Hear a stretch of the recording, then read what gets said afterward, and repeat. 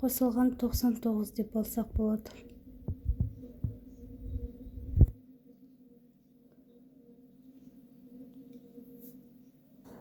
Немесе 998 деп ала берекші, қосыл 1 деп.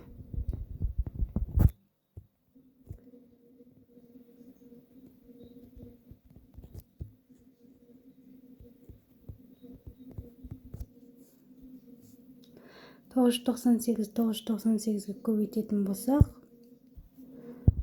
996.4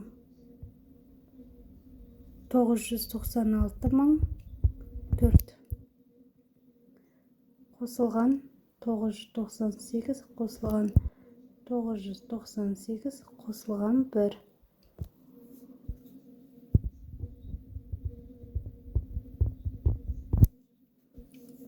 998.001 болды. Келесі 8-ші есебімізде 1001 квадраты. Яғни 1000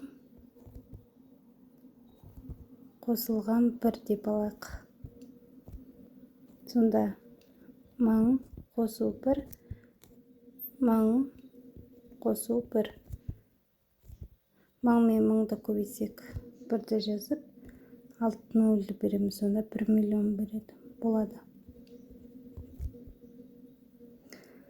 Қосылған 1000. Не жерде мен 1-ден 2000 деп жаза салайын, өйткені сыймайды. Екеуі онсызда 2000 болады. Қосылған 1. Енді жазатын болсақ,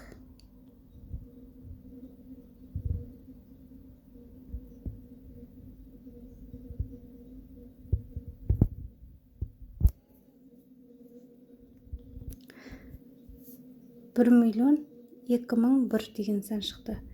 9-ші есебімізде 105 квадраты.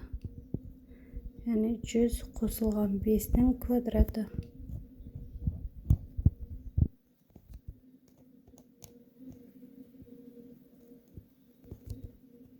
100-ге 100-ді көбейтеміз, 10.000 болады. Қосылған 100-ге 5-ді көбейтеміз, 500 болады. Тағы да 500, 25. Сонда 10.625 деген сан шықты. Осымен есебіміз аяқталды. Сау болыңыздар.